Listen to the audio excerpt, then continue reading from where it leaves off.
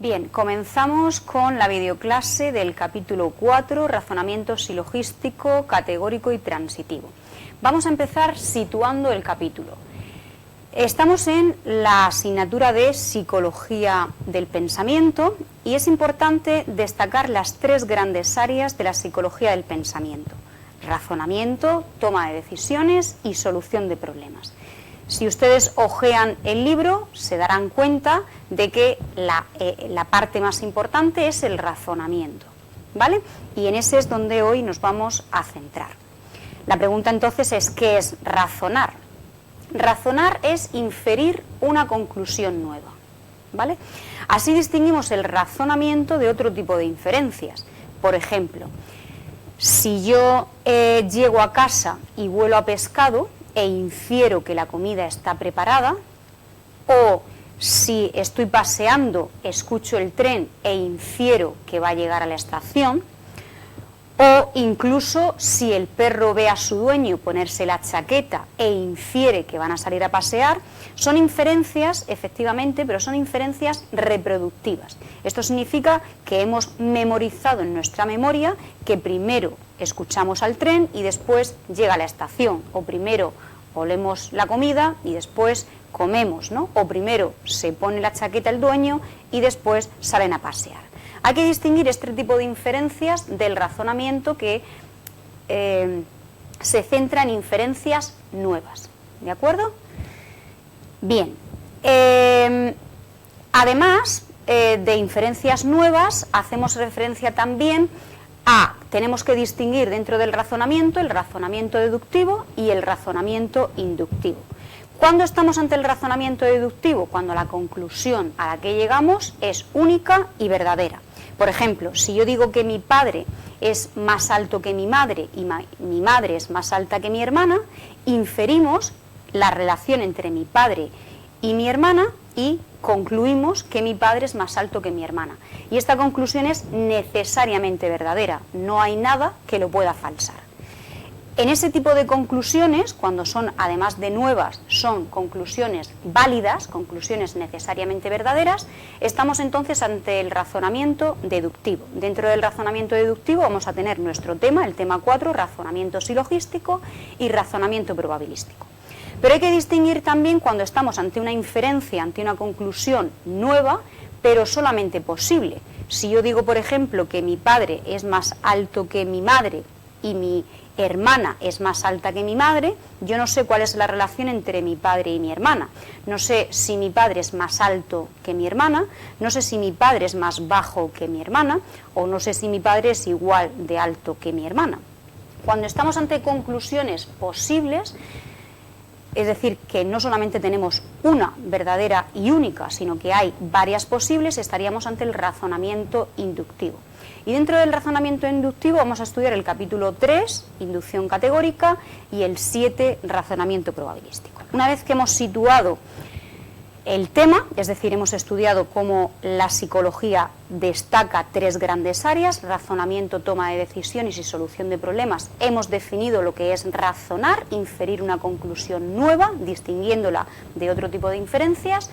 Tenemos también que saber que dentro del razonamiento podemos llegar a una conclusión necesariamente verdadera, que vamos a hablar de razonamiento deductivo, y una conclusión posible, que estaríamos ante el razonamiento inductivo. Dentro del razonamiento deductivo vamos a estudiar el razonamiento silogístico y el razonamiento condicional. Y ahora sí ya nos vamos a introducir en el capítulo 4, que es razonamiento silogístico, categórico y transitivo. Vamos a estudiar entonces, o vamos a distinguir, el silogismo categórico y el transitivo. Y vamos a empezar por el silogismo categórico. Lo primero que tenemos que saber es qué es un silogismo y por qué estudiamos el silogismo, porque no olvidamos de que estamos en psicología del pensamiento.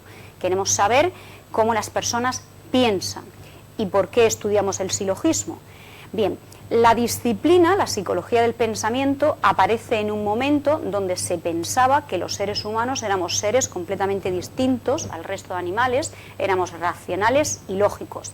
Hoy estamos probablemente en una era en la que damos mucha más importancia pues, a las emociones, la inteligencia emocional, la irracionalidad, los sesgos cognitivos, ¿vale? Eso es hoy, en la actualidad. Pero en aquel momento, cuando empieza la disciplina de la psicología del pensamiento, se entendía que el ser humano era un ser racional y lógico. Por tanto, para estudiar cómo las personas pensaban, acudieron a la lógica. ¿Por qué? Porque la lógica es la disciplina que nos dice cómo las personas deberíamos de pensar. ¿Y cómo las personas deberíamos de pensar? Pues vamos a verlo según la lógica, vamos a partir de qué es lo que nos dice la lógica. Y en la lógica se estudia el silogismo, por eso estudiamos el silogismo nosotros. ¿Qué es un silogismo? Un silogismo está formado por dos premisas y una conclusión. La primera premisa se denomina premisa mayor porque tiene el predicado de la conclusión. Si se fijan, eran muy directos, ¿no? Es decir, el predicado de la conclusión le llamo predicado y la segunda premisa es la que contiene el sujeto de la conclusión, ¿vale? Si a nosotros nos dicen que todos los animales son herbívoros y algunos mamíferos son animales, podemos concluir algunos mamíferos son herbívoros. Como ven, un silogismo lo que hace es relacionar tres categorías, en este caso animales, herbívoros y mamíferos.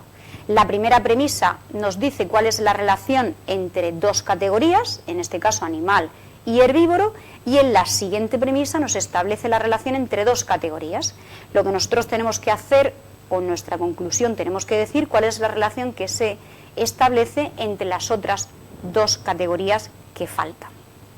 Esto es un silogismo y es lo que vamos a estudiar, ¿vale? Es la relación entre tres categorías.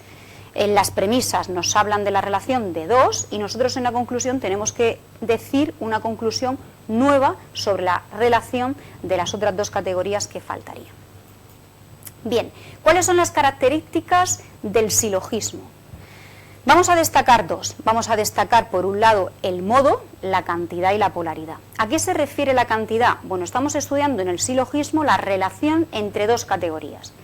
Cuando yo digo que una cosa, toda una cosa es la otra categoría, hablamos de una relación universal, mientras que cuando hablo de que alguna categoría, algo de una categoría es parte de B, hablamos de particular, la relación sería particular. Y además también se manipula cuando es afirmativa y negativa. Teniendo presente estas cuatro cosas, tenemos enunciados que pueden ser universales afirmativa, cuando toda una categoría es la otra, todos los A son B. Tenemos una relación que puede ser particular afirmativa, cuando decimos que algún A es B. Universal negativa, que sería cuando ningún A es B. Y particular negativa, cuando algún A no es B. A partir de ahora vamos a abreviar estos conceptos con una A para referirnos a universal afirmativa, con una I para referirnos a particular afirmativa, con una E para referirnos a universal negativa y con una O para referirnos a particular negativa. Bien, además, otra de las características fundamentales del silogismo es la figura. La figura hace referencia a la posición que ocupa el término medio. El término medio es el término que se repite en las dos premisas. Cuando la posición del término medio está aquí, hablamos de figura 1. Cuando la posición del término medio está aquí, hablamos de figura 2. Cuando la posición del término medio está aquí, hablamos de figura 3. Y cuando la posición del término medio está en esta posición, hablamos de figura 4. Si se fijan, si entendemos que la premisa puede tener cuatro tipos de relaciones: universal afirmativa, particular afirmativa, universal negativa y particular negativa. La segunda premisa también puede establecer estas cuatro tipos de relaciones. La conclusión también puede presentar estos cuatro tipos de relaciones y además el silogismo tiene cuatro figuras. Nos ponemos en que 4 por 4 por 4 por 4 podemos hacer hasta 256 silogismos, ¿vale? Solamente de esos 256 silogismos posibles, solamente 24 son válidos. Y este es otro de los conceptos fundamentales del razonamiento deductivo, el concepto de validez. El concepto de validez hace referencia a que, partiendo de premisas verdaderas, la conclusión debe de ser necesariamente verdadera, ¿vale? Pues de todos estos silogismos, solamente 24 son válidos. Bien. Vamos a ver cuáles son los 24 que son válidos. ¿vale? Aquí nos ponen una tabla con los 24 silogismos válidos. ¿Hay que saberse los 24 que son válidos? No es necesario, ¿vale? Cuando vemos A, significa que la primera premisa es universal afirmativa, la segunda premisa es universal afirmativa y la conclusión es universal afirmativa, ¿vale? Además, el libro distingue entre validez fuerte y validez débil. Si se fijan, aquí se ha eliminado I, ¿vale? Es decir, esto se elimina. ¿Por qué se entiende que esto es una validez débil? Porque estaría incluida en otra más universal. Vamos a ver un ejemplo. Nos dicen que todos los españoles son europeos. Ponemos una A porque es una universal afirmativa. Todos los madrileños son españoles. Ponemos una A porque es universal afirmativa. Conclusión, ¿vale? Todos los madrileños son europeos. Universal afirmativa. Decimos que es la figura 1 porque tiene esta posición, ¿vale? Y esta conclusión es necesariamente verdadera. No hay ninguna otra conclusión que lo pueda falsar. Vale, hemos dicho que el AAI, el I, sería cuando es particular afirmativa, ¿no? Es decir, decimos que algunos madrileños son europeos. ¿Por qué decimos que esta validez es débil? Pues decimos que es débil porque realmente estaría incluida en la universal. Es decir, si yo digo que todos los madrileños son europeos, evidentemente se entiende que algunos madrileños son europeos, ¿vale? Tenemos otro ejemplo de la figura 2, todos los españoles son europeos, universal afirmativa, ningún chileno es europeo, ¿vale? Sería universal negativa y conclusión, ningún chileno es español, ¿vale? Figura 2, ¿por qué? Porque el término medio tendría esta posición. Muy bien. Vamos a ver otro ejemplo de la figura 3, el término medio estaría aquí, y otro de la figura 4, donde el término medio está aquí. Fíjense que lógicamente, lo que la lógica predice, ¿vale?, es que siempre vamos a coger el sujeto de la conclusión de la segunda premisa y vamos a coger el predicado, ¿verdad?, de la primera premisa, ¿vale? Pero esto pronto se dieron cuenta de que no era tan así. Ahora lo vemos. Vamos a ver cuáles son, hasta aquí hemos visto las principales características que tiene el silogismo, pero vamos ahora a ver cuáles son los resultados que han encontrado con las personas, ¿vale? Es decir, partimos de que las personas supuestamente son lógicas, tienen que resolver el silogismo tal y como nos dice la lógica, pero vamos a ver cuando se pasan los experimentos a las personas qué es lo que se obtiene. Lo primero que se obtuvo es que las personas, cuando leían todas las personas son seres mortales, cambiaban el sujeto por el predicado, es decir, entendían que todos los seres mortales son personas, y esto es incorrecto, ¿vale? También entendían las personas que cuando decían algunas personas no son deportistas, entendían que podían cambiar el predicado por el sujeto y decir que algunos deportistas no son personas, cosa que esto tampoco es posible.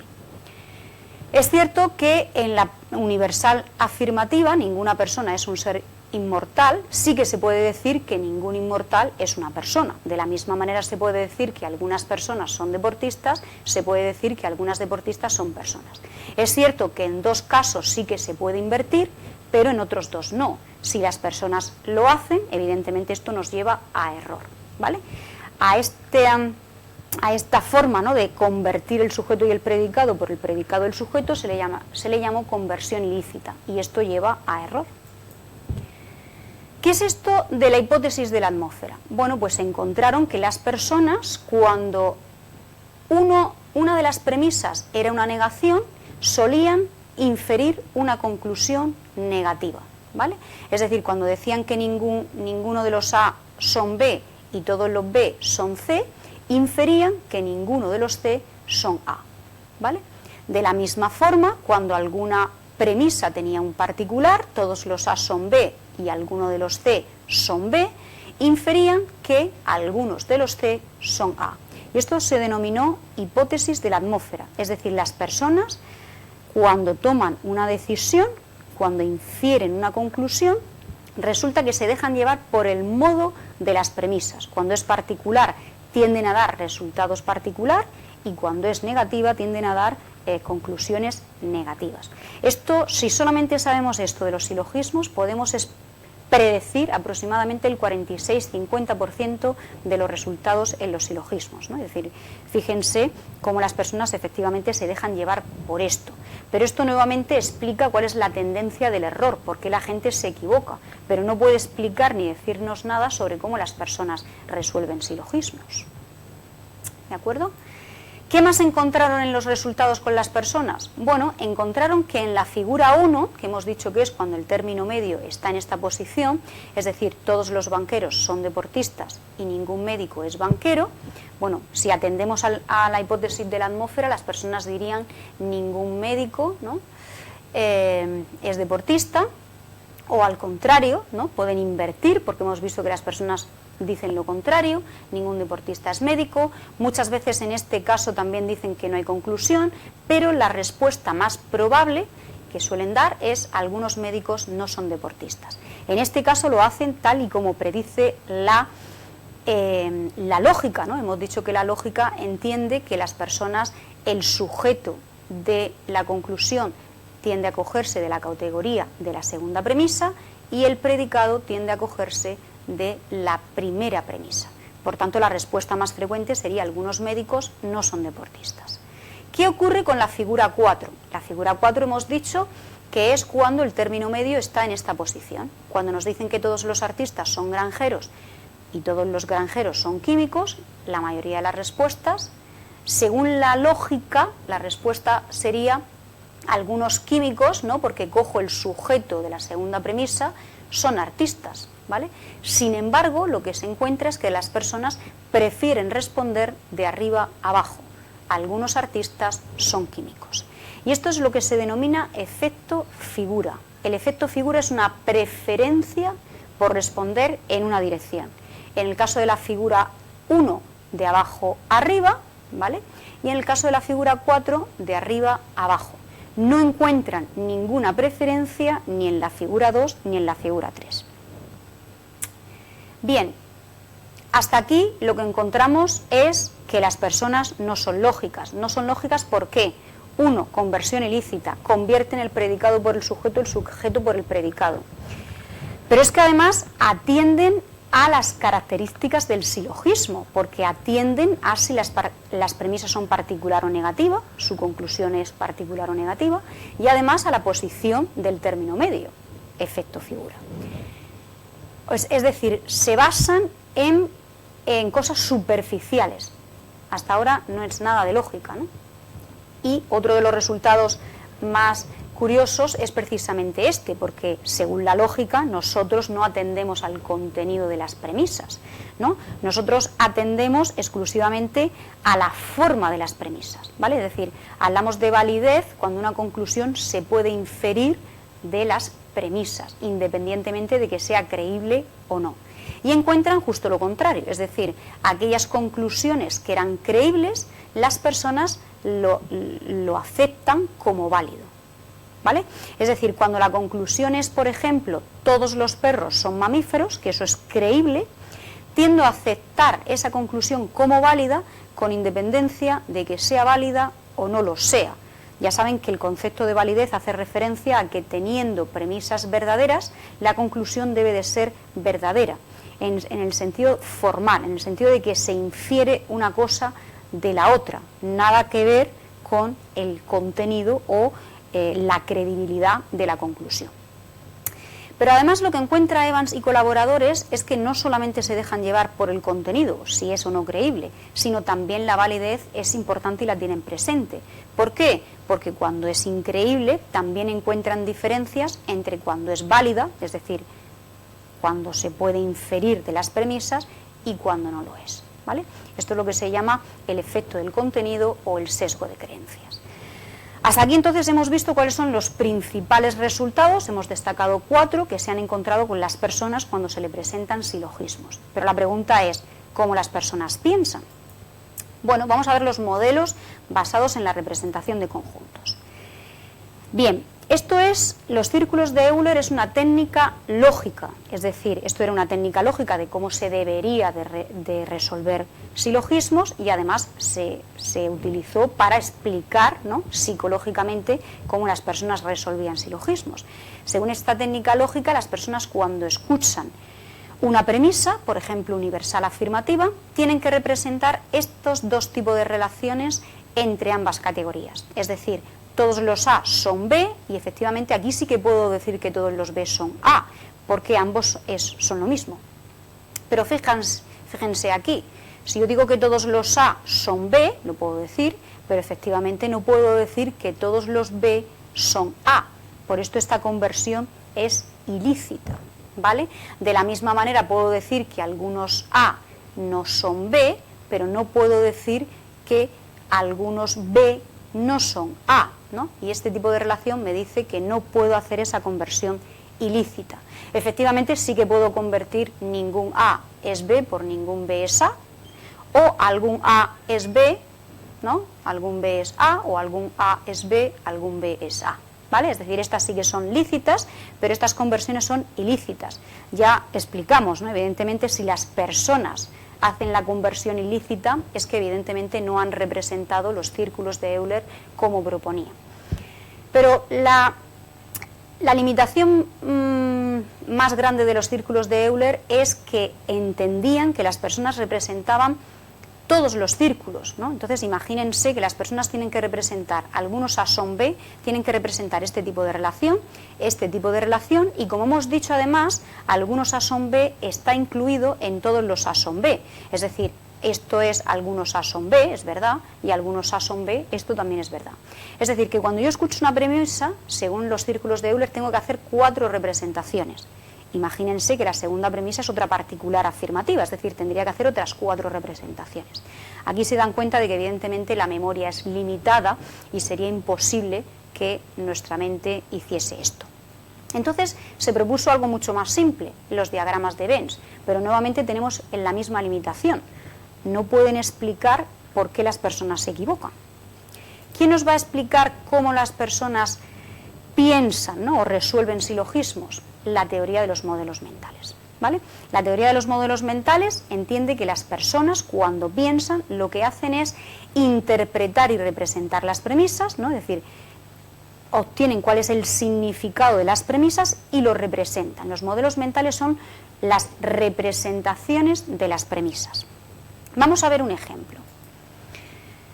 Tenemos, todos los artistas son granjeros, todos los granjeros son químicos. ¿Qué dice la teoría de los modelos mentales que hacen las personas? Bueno, pues la teoría de los modelos mentales dice que las personas cuando leen una premisa lo que harían es entenderla, comprenderla. ¿Cómo? Representando su significado. ¿Cómo? Pues representando todos los artistas son granjeros. Se pone en corchetes la A porque evidentemente hemos dicho antes que los artistas, todos los artistas son granjeros, pero no todos los granjeros son artistas, ¿vale? Por eso lo representamos el concepto entre corchetes, porque está distribuido, el sujeto está distribuido. Leemos la siguiente premisa, la comprendemos. ¿Cómo entendemos las premisas? Representando su significado, ¿vale? Todos los granjeros son químicos, ¿vale? Y una vez que tenemos esto, ¿qué hacen las personas? Vale, pues combinar estas dos representaciones, se quedaría algo así. Y cuando combinamos la representación de las premisas, yo puedo hacer una inferencia, ¿vale? Mayoritariamente aquí todo el mundo diría que todos los artistas son químicos. Si miramos la tabla de validez, nos dicen que la respuesta correcta sería la A, ¿no? Algunos químicos son artistas, ¿vale? Mi recomendación para, evidentemente nos tenemos que saber la tabla de validez, no tenemos que sabernos los 24 silogismos válidos, ¿de acuerdo?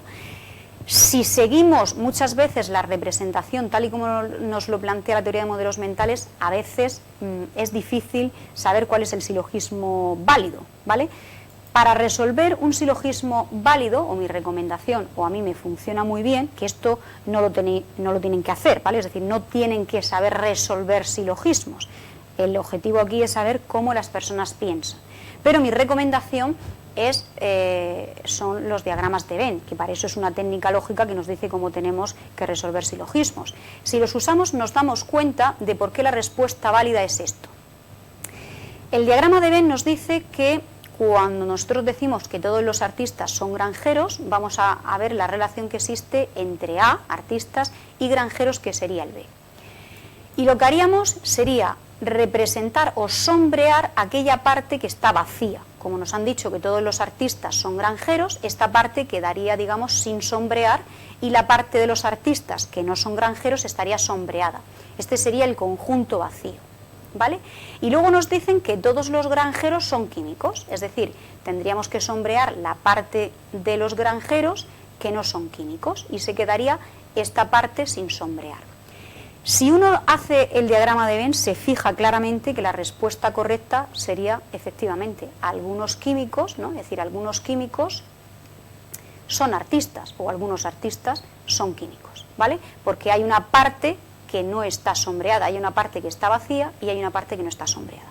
Esto no lo tienen que saber, pero bueno, como técnica, que sepan que efectivamente los diagramas de Venn son una buena técnica para resolver silogismos, pero que no es nuestro objeto de estudio como psicólogos. Bien, entonces la teoría de modelos mentales lo que propone es precisamente esto. Esto es una cosa que también es importante saber, ¿no? Es decir, la psicología tiene hoy dos grandes teorías. Una que entiende que el pensamiento es sintáctico y que aplica reglas lógicas para que haya pensamiento, y otros que entienden, la teoría de modelos mentales entiende que el pensamiento es semántico. Realmente las personas cuando piensan es entender el significado de las cosas, representarlo, y una vez que lo representas puedes hacer una inferencia, una conclusión. Pero no se olviden de que estamos en el pensamiento deductivo. El pensamiento deductivo significa que tengo que llegar a una conclusión necesariamente verdadera. No hay otra conclusión posible que pueda falsar mi conclusión. Para yo asegurarme de que estoy ante una conclusión necesariamente verdadera, tengo que buscar contraejemplos, la tercera, ¿vale? Tengo que buscar si hay otras posibles soluciones que me puedan falsar mi conclusión, ¿vale? Fíjense que estamos estudiando la teoría de modelos mentales en el silogismo, pero esto se podría aplicar a cualquier cosa, ¿no? ¿Cómo las personas piensan? Pues las personas primero interpretan y representan la información que le dan. Cuando la representan, de esa representación se puede inferir una conclusión, y una vez que tengo una conclusión tentativa tengo que asegurarme de que esta conclusión es necesariamente verdadera. Tengo que buscar contraejemplos, tengo que buscar si hay otras conclusiones posibles. Bien, vamos a ver otro ejemplo. Ningún profesor es artista, todos los profesores son cocineros. Vale. Tenemos, ¿qué haríamos en este caso? Representaríamos cada una de las premisas, y una vez que representamos cada una de las premisas, lo que hacemos después es combinarla. Se quedaría que ningún profesor es artista, tendríamos que ningún profesor es artista. En este caso los dos van con corchetes porque los dos están distribuidos, ¿vale? Ningún profesor es artista.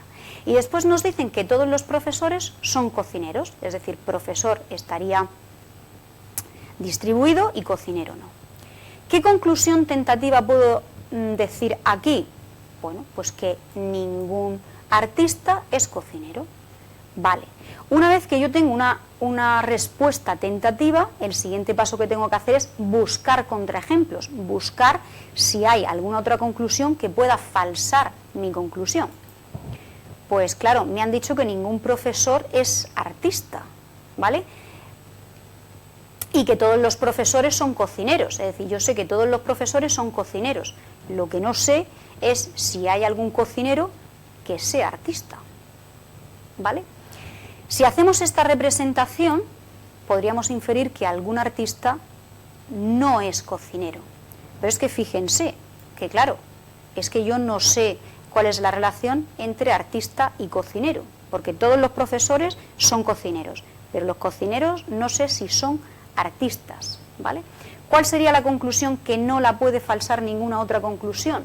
Pues algún cocinero, estoy completamente seguro de que hay algún cocinero que no es artista.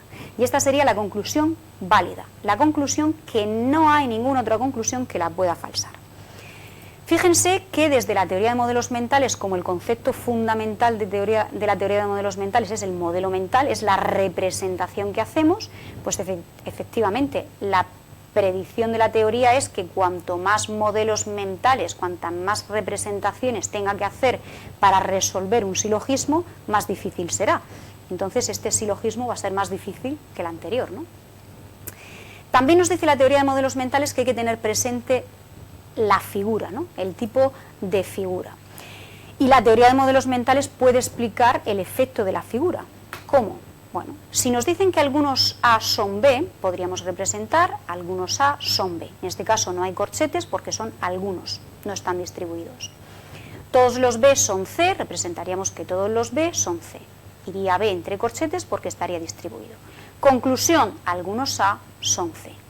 La teoría de modelos mentales puede explicar por qué la mayoría de los resultados de la figura 4 van de arriba a abajo. Porque si se fijan es un poco justo lo contrario de lo que decía la lógica. La lógica decía que íbamos a coger el sujeto de la segunda premisa y íbamos a coger el predicado de la primera premisa. Y todo lo contrario, es decir, las personas empiezan a representar desde la primera premisa. Por eso la tendencia o la preferencia por responder en la figura 4 de arriba hacia abajo. Algunos A son C. ¿Qué ocurre con la figura 1? Pues con la figura 1 tenemos que todos los B son A, algunos C son B. Luego, en el silogismo transitivo van a estudiar el modelo operacional, pero el modelo operacional es esto, ¿no? Es lo que estamos explicando ahora y en lo que se basa la teoría de modelos mentales. Es decir, para yo resolver un silogismo tiene que estar el término medio en el centro, porque si empiezo por el término medio, que es el que tengo que eliminar, me va a resultar mucho más difícil obtener una conclusión. Entonces es importante que mi representación empiece por un término extremo, ¿vale? Por eso, en este caso, lo que habría que hacer o lo que las personas hacen es reordenar las premisas, es decir, ponen la segunda premisa, la convierten en la primera. Y entonces dicen, algunos C son B, todos los B son A. Fíjense ahora cómo la conclusión mayoritaria es algunos C son A. La teoría de modelos mentales, entonces, puede predecir que efectivamente la respuesta preferente iría de abajo a arriba, precisamente porque se reordenan las premisas. ¿Qué ocurre con la figura 2 y con la figura 3? No hay ninguna preferencia, ¿no? Es decir, no encontramos el efecto de la figura ni en la figura 2 ni en la figura 3. En este caso, cuando nos dicen que todos los A son B y ningún C es B, lo que harían las personas es lo siguiente. Fíjense cómo la teoría de modelos mentales, y ya nos lo dice previamente antes el modelo operacional, las personas van a operar siempre en la segunda premisa, o prefieren operar sobre la segunda premisa. ¿Por qué? Porque la primera premisa es como mi ancla para la representación. ¿Qué hacen entonces en la figura 2? Pues en la figura 2 lo que hacen es que todos los A son B, representan todos los A son B, y luego lo que hacen es convertir el predicado en el sujeto y viceversa. Es decir, ningún B es C, ¿vale? Y ahora ya sí que pueden inferir ninguna es C. Pero fíjense que en la figura 2 no se encuentra efecto de la figura, es decir, que la gente resuelve o te dice que ninguna es C de la misma manera que te dice ningún C es A, ¿vale? Es decir, tienen las dos preferencias. No hay una preferencia por una respuesta sobre otra. Y a la figura 3 le ocurre lo mismo. Todos los B son A. Fíjense que empieza por un término medio. Empezar por el término medio es muy difícil. ¿Qué hacen en la figura 3? Pues prefieren operar sobre la premisa segunda, es decir, primero reordenar las premisas, poner la segunda premisa en la primera. Y una vez que esta segunda premisa es la primera, reordena las categorías, ¿no? Reordena los términos. Entonces se quedaría que algún C es B y todos los B son A. Y ahí se podría concluir que algún C es A. Pero fíjense, y volvemos a decir, ¿no? La figura 3 no tiene una preferencia por responder, ¿no? Es decir, vamos a encontrar las mismas conclusiones en una dirección y en otra, ¿vale? Esto es lo que nos dice la teoría de modelos mentales, claramente, pues basándose en el modelo operacional que se estudia en el razonamiento silogístico transitivo, pero es exactamente lo mismo. Ya sabemos entonces en este punto cómo las personas resuelven silogismos. Las personas para resolver silogismos tienen que tener la figura 4 o parten de la figura 4, es decir, el término medio tiene que estar en el centro y entonces así ya lo pueden eliminar y mantener y establecer una relación entre A y C. Aquellas figuras que no son la figura 4, las personas tienen que convertirla en figura 4. ¿Cómo? Pues en el caso de la figura 1, reordenando las premisas, en el caso de la figura 2, convirtiendo el predicado en sujeto y el sujeto en predicado, y en el caso de la figura 3, preferentemente tienden a hacer las dos cosas. Fíjense que prefieren hacer las dos operaciones antes que reordenar la premisa primera, ¿no? Convertir el predicado en sujeto y viceversa. Bueno, pues ya sabemos cómo las personas piensan, ¿no? En este caso nos hemos centrado en el silogismo, pero también sabemos cómo las personas piensan en general. Interpretan y representan la información y una vez que interpretan y representan la información pueden hacer una conclusión, ¿vale? A mayor representaciones, a mayor modelos mentales, más difícil es el problema, ¿no? Y empezamos con el silogismo transitivo. ¿Qué es esto del silogismo transitivo? Es un silogismo, es decir, va a relacionar tres categorías. Vamos a tener dos premisas y una conclusión.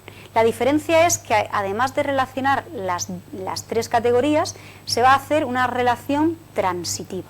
Por ejemplo, el bolígrafo está a la derecha del lápiz, el lápiz está a la derecha del rotulador. Entonces, si el bolígrafo está a la derecha del lápiz y el lápiz está a la derecha del rotulador, podemos decir que el bolígrafo está a la derecha del rotulador. Esto es un silogismo transitivo. Se relacionan tres categorías, igualmente se repite un término, el término medio. Lo que pasa que ahora ya no son todos los A, son B, sino que la relación que se establece entre los términos es una relación transitiva. Vamos a estudiar ahora dos grandes modelos en el tema porque son dos modelos de los que parten las dos principales teorías del razonamiento. Las dos principales teorías del razonamiento, como hemos dicho, son la teoría de reglas y la teoría de modelos mentales. La teoría de modelos mentales se va a centrar o se va a basar en el modelo de la imagen. ¿Qué dice el modelo de la imagen? Que las personas cuando leen algo lo representan de forma espacial. A está encima de B, representarían A encima de B, B encima de C, harían una representación de arriba a abajo, mientras que A está a la izquierda de B y B está a la izquierda de C, podrían decir que A está a la izquierda de C, ¿vale? Es decir, nuestras representaciones son en forma de imagen, ¿vale? O bien de arriba a abajo o bien de izquierda a derecha. Y así con todos los adjetivos transitivos, ¿no? Mejor, peor lo harían de arriba a abajo, ancho, estrecho lo harían de forma horizontal y los otros adjetivos, pues probablemente la orientación no hay una preferencia, cada uno empezaría por una, pero siempre de arriba a abajo y de izquierda a derecha, ¿no? ¿Cómo puede explicar el modelo de la imagen los principales resultados que se han encontrado? ¿Cómo pueden ser estos? Se ha presentado en estos dos tipos de silogismos a las personas. Juan es mejor que Lucas, Lucas es mejor que José. ¿Quién es mejor? Frente a Juan es peor que Lucas, Lucas es peor que José. ¿Quién es peor? Si se fijan, son los silogismos exactamente iguales. La única diferencia es que uno utiliza el adjetivo mejor y el otro peor. Bueno, pues se ha observado que las personas son mejores, nunca mejor dicho, con el adjetivo mejor. ¿Por qué? Pues según el modelo de la imagen es porque las personas tenemos una preferencia direccional que ya lo hemos dicho antes. Solemos hacer una representación de arriba a abajo. Juan es mejor que Lucas, Lucas es mejor que José, ¿vale? Y esto nos resulta más sencillo que nos digan Juan es peor que Lucas, Lucas es peor que José, porque iríamos un poco en contra de nuestra preferencia y tardaríamos más tiempo, ¿vale? ¿Qué ocurre en este segundo resultado? Pues cuando nos dicen que Lucas es mejor que Juan y Lucas es peor que José, o Juan es mejor que Lucas y José es mejor que Lucas, son los dos exactamente iguales, la única diferencia es que uno empieza por el término medio y otro no. Y ya hemos dicho antes, aquellos problemas que empiezan por el término medio son más difíciles que aquellos que no empiezan. ¿Por qué? Pues el modelo de la imagen nos dirá que es por el principio de anclaje, ya lo hemos dicho antes, ¿no? mi ancla debe de empezar, mi representación inicial debe de empezar por un término extremo, ¿vale? Porque va a ser a partir de ella por la que voy a hacer la conclusión. Si empiezo por un término medio que voy a tener que eliminar, pues me va a costar mucho más, ¿de acuerdo? Fíjense que estos dos problemas lo explica exactamente igual, no, lo puede explicar, más bien sería, el modelo lingüístico, ¿vale? Es decir, la teoría de reglas se basa en el modelo lingüístico. ¿Cuál es la diferencia? Pues que las representaciones no son espaciales, las representaciones son proposicionales, son lingüísticas, ¿vale? El primer resultado, el modelo lingüístico lo explica por la hipótesis de marcado léxico. Es decir, nosotros los adjetivos bipolares que tenemos se han formado uno a partir de otro, ¿vale? Es decir, cuando yo digo que yo estudio la inteligencia, ¿vale? Yo no digo que estudio, yo cuando digo que estudio la inteligencia, digamos que no estudio no inteligencia, ¿no? O si estudio la persona social, no estudio la no social, ¿no? O si estudio la extrovertida frente a la introvertida. Es decir, hemos ido creando adjetivos bipolares que realmente no eran necesarios, sino que lo podríamos formar a partir de la negación del otro. Aquellos que son, digamos, la negación del otro serían los adjetivos marcados, ¿vale? Es decir, tenemos los adjetivos que son de toda la dimensión. Voy a estudiar la inteligencia y voy a estudiar cuánto eres de inteligencia en esta dimensión, ¿vale? Si hablo de la no inteligencia, estaríamos centrándonos en una cosa solamente, ¿no? Y así tenemos todos los adjetivos bipolares, como es largo, corto, estrecho, ancho, y así sucesivamente, ¿vale? Pues mejor sería el adjetivo por defecto, ¿vale? El que sería de toda la dimensión. Cuando estoy hablando de peor, hago referencia a un extremo de la dimensión, y por eso el adjetivo está marcado y es más difícil de resolver el problema. En el siguiente problema lo explica a través del principio de congruencia, que es un poco lo mismo, es decir, mi representación debe de ser congruente con la conclusión. Si no lo es, me va a costar más, ¿vale? Esto que ocurre con los dos modelos de origen, el modelo de la imagen y el modelo lingüístico, es un poco lo que pasa actualmente en el pensamiento, ¿no? Es decir, tenemos resultados y la teoría de reglas y la teoría de modelos mentales siguen enfrentadas por ver cómo se puede explicar estos resultados, ¿no? Cada uno desde el punto de vista lógico o desde el punto de vista de los modelos mentales. Y a modo ya de conclusión, ¿qué cosas hay que tener en cuenta en este tema? Hemos encontrado, curiosamente, que las características del silogismo era el modo y la figura, y hemos observado que las personas se centran, se fijan en estas características. Vamos a encontrar el efecto figura, se fijan o su conclusión depende de la posición del término medio, y la hipótesis de la atmósfera hace referencia a que si las premisas tienen una negación o una particular, las conclusiones tienden a tener una negación y una particular. Hemos observado lo de la conversión ilícita, ¿no? Es decir, las personas convierten los sujetos y el predicado, algo que la lógica evidentemente nunca predeciría. Y otra cosa interesante es el efecto del contenido, ¿no? Cuando la lógica dice que nosotros no atendemos al contenido, pues las personas realmente sí que atienden al contenido. Y nos hemos centrado fundamentalmente en la teoría de los modelos mentales para explicar cómo las personas específicamente resuelven silogismos, pero esto se aplica también a cómo las personas piensan en general, ¿vale? Las personas interpretan las premisas y de esa interpretación y esa representación de las premisas van a hacer una inferencia, ¿vale? Y esto también se puede aplicar a muchas cosas, a las matemáticas, a la ciencia, ¿no? Al método empírico, pero también cuando resolvemos un sudoku.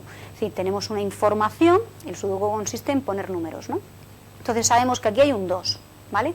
Sabemos que aquí hay un 2, sabemos que aquí hay un 2. Esta es la información que tenemos. La conclusión necesariamente verdadera y la única posible es que aquí haya un 2, ¿vale? Y esto es razonamiento deductivo, es decir, cuando a partir de la información voy a hacer una inferencia donde la conclusión es necesariamente verdadera.